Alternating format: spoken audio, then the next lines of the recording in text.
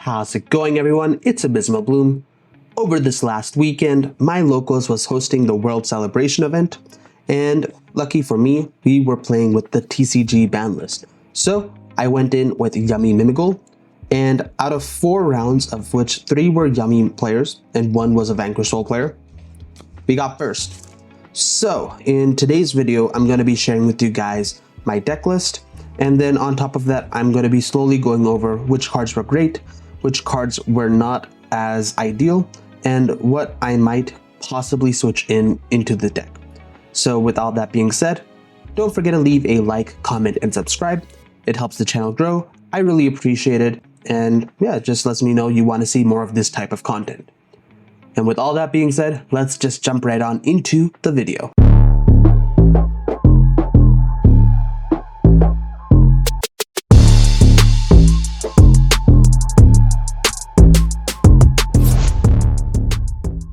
Starting with the main deck, this is a 42 card list. I went for a mix of a hand trap and board breaker approach. We went for a breakdown of 18 starters and 18 non-engine. Starting off with the Yummy package, I was playing 3 copies of Cupsy Yummy, 3 copies of Lolipo Yummy, 3 copies of Cookie Yummy. The goal with playing all 9 names was because we wanted to maximize the chance of seeing one of these in the hand, so that in the case our opponent interrupts our Mimighoul line with something like a Droll, we can still end on quite a lot by just link 1 and then special summoning these guys from the hand. I also decided to play 3 copies of Obedience Squad. There are certain restrictions that you get stuck with because of this, but overall it didn't really affect the game plan too much.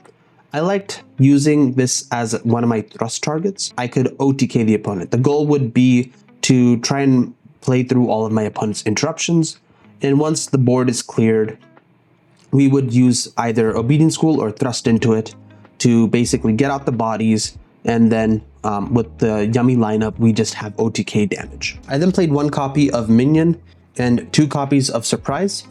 I liked this ratio for the most part. Surprise is really strong, especially because of all the Yummy names you're playing as it is. Acrocade would be really nice because this deck kind of struggles with dealing with back row interruption.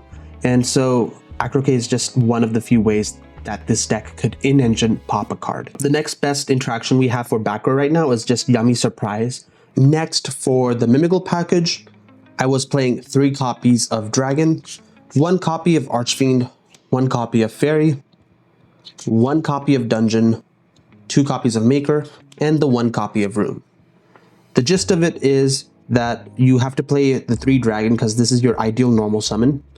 Maker is the better starter because you don't even use your normal summon to get things going. And Dungeon is really there mainly to search Dragon if you're trying to start your plays, Archfiend to force a flip, and Fairy if you want to extend with a Mimighoul body. I kind of missed not having the second Archfiend, so that might be something I add back into the list. Playing 1 Dungeon, for the most part, felt fine. Usually, you don't care about the field spell as much. What's more important is being able to set up Maker and Room. So you want Maker in the graveyard and Room set. Basically, you can use Room as a Book of Moon, and when your opponent continues to try and play, you can banish Maker in the graveyard to flip the Mimighoul face-down monster you gave the opponent. And that interaction actually works really nicely with your Yummy Synchro 2s. You can start off your first play by Book of Mooning your opponent, and if they were able to play through that, you activate Maker's effect to flip, and if your opponent has no response, you change to that Yummy Surprise to revive back a Synchro 2 from the graveyard. And if both of those resolve, you get so much going. I decided to play 3 copies of Fuelos and 3 copies of Ash Blossom. These are just generically strong. Honestly, it didn't feel like they were doing much, so I might actually consider putting them into the side to go for a fully board breaker approach. I'll have to continue playing to see how I like it. If Fuelos resolves, it's crazy, and Ash Blossom's really just there so that you don't get Fuelos yourself. I then played 3 copies of Droplet, and this was a very strong card whenever I saw it. What's really great about this is it's good going first or second, And because it's a quick play, if you're playing Onari, you can potentially reset it later if you really need it. I then played one copy of Call by the Grave. This card isn't the best, but it comes up because you can obviously hit the hand traps your opponent's planning to do. I was actually able to use this as a solid board breaker even versus the Yummy Mirror match, because you have to play around certain cards. So the main targets for Call by in the mirror match is you can use it on the Arclight when they try to negate something. Alternatively, what I did was I continued to play through the opponent's interactions, and then finally when they went to use the Synchro 2's effect to revive two names, I used the Call by to banish their Link 1. So that just shut down all the other interactions the Link 1 would have for me on the opponent's turn. I then played 2 copies of Thrust and 1 copy of Talents. This is a no-brainer with this list. Mimighoul cards are always going to trigger on the opponent's board, so these guys will always be live. I was then on 3 copies of Imperm because it works as both a hand trap as well as a board breaker. It's a 1-for-1 trade, so not the craziest. I also played 2 copies of Purge because this is a board breakerish approach. You've got a lot of traps that you set up when you go first, so Purge pop comes up a lot more than you realize. Next, for the extra deck, I was playing 1 copy of Giant Mimighoul. This card is mandatory to start your Mimighoul engine or to just search for an end piece that matters. It also comes up as a time card, and sometimes you just use it to pop certain cards on your opponent's board, so it's really good for everything that it does. I then played 1 copy of Ripplebird, and this honestly didn't come up that often, but when it came up, it was literally just to force a flip on the opponent's board and then possibly convert the cards into like an IP later. I could consider playing Featherstorm, but the issue is because I'm also playing Obedience Schooled, I don't want to have to worry about issues with synergy. So at the moment, I'm not playing the card, but you could totally consider not playing Obedience School, making Ripplebird, and setting up Featherstorm. So that is an option. I was then trying out a little IP package. So I played Gorgon of Zophotonia, SP Little Knight, and IP Masquerena. IP felt great whenever I made it because the IP into SP line was crazy. Gorgon never came up. I figured it might happen if I faced the Vanquishful matchup, so that's why I put it in there. Going forward, I might actually just cut this from the list. I played 1 copy of the Ukanatsumine no Onari. This card is supposed to be crazy, but funny enough, I don't think I had a situation where I actually ever made it throughout the whole tournament. So it's just a really cool card, really strong for whenever it does come up, but you could totally actually just cut it from the list. Next, I played the 1 copy of the Link Spider. It never came up because nobody dropped a nib on me. Mimighoul line can end up making Cupsy Yummy Way on the 5th summon. So that's just a way for you to continue playing through nib. I then played 1 copy of Anima. I am not playing Almirage, I did not miss it. I then played 2 copies of Yummy Snatchy, and I could see an argument to play the 3rd one. It didn't really matter though for the most part, because with the Mimighoul stuff triggering on the opponent's board, you don't really need to go into a 3rd one almost ever. And with the Mimighoul field spell, also a thing that's very easily searchable, you're able to switch out the field spell, shuffle the links or the synchros back into the extra deck, and continue your plays from there. I then played 1 copy of each of the Yummy Ways.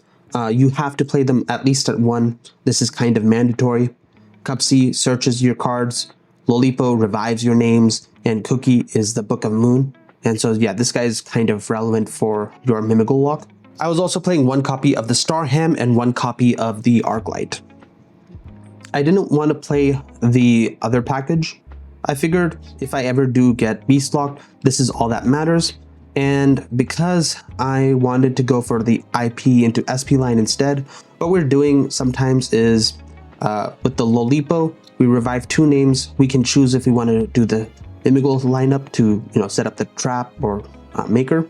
And then from there, we're going into IP, and we're pretty much set to go into SP on the opponent's turn, maybe revive some names, and then we usually have a situation where we're able to make Lolipo again on the opponent's turn, which then we use the Link one to proceed to make Starham, revive back one of the bodies we got off of Lolipo's revive, and this time its effect triggers. So yeah, it kind of goes crazy that way. And then on top of that, we go into Arclight. Finally, for the side, I played 3 copies of Lancia. It never came up because everyone was on Yummy, but in theory, it could be used for Malice, for a Crystron, and those are decks that I'm not that great with, so I wanted to have this set there. I then played 2 copies of Ghost Bell, and this was, again, just another card to help make the Dracotale matchup a lot easier. I did side it in a lot for the Yummy Mirror match because you can just use it as an interaction to prevent your opponent from reviving names off of the Yummy Way bounce. I then played 2 copies of Ghost Ogre, and this actually came up versus the Vanquish Soul match. It prevented the opponent from using the field spell effect to search a name, and on top of that, it cut them off from the trap, which is, I think, one of their strongest interactions into the Yummy board.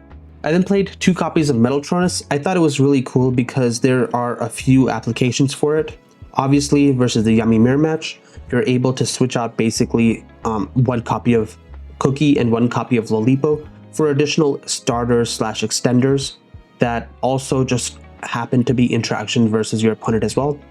You can use the Metaltronus to shut down their Arclight and bring out a Lolipo, or you can just use it on any of their Synchro 2s or the Link 1 to bring out any name you want. And yeah, from there you just get your plays going. So it's kind of nice. But it also has an additional purpose as an additional negate that you can use on the Dracotale matchup because of specifically Mimighoul Dragon being an Earth Dragon. So you can just use this on the Alterion when it's summoned, and you get a negate that just shuts down the add back, which is, I think, an important spot to interact with. I then played 1 copy of Duster. Honestly, I don't think Duster or Lightning Storm is really that great this format, but I did want a card that I could use versus the Vanquish Soul matchup just to clear out their back row. I then played 1 copy of the Blackcoat Laughs, and this card was phenomenal whenever it came up. The card specifically lets you just call a name on the board, and your opponent cannot make that card come out to play. And so it was really good because versus the Yummy matchup, you already have your Link 1 on board, and you just call the Link 1. Your opponent just cannot make it, and they're cooked. Versus the Dracotale matchup, I used it to call Alterion, basically. That was the goal for it. And so they're kind of forced to make the other monster, and their cards are just kind of stuck in the graveyard. And on top of that, you also get to use it on the following turn just to shut down a body on the board as well. I then also had 1 copy of Dimensional Barrier, which you probably guessed is for the Dracotale matchup. And then lastly, I was playing 3 copies of Judgment, which would be solid versus every deck. That was the deck profile. I hope you guys enjoyed, and yeah, I'll have to see what I want to change going forward, but hopefully this gives you an idea of what I liked about the deck and what I may change going forward. So with that being said, I hope you guys enjoyed, and I'll see you guys in the next video. Bye.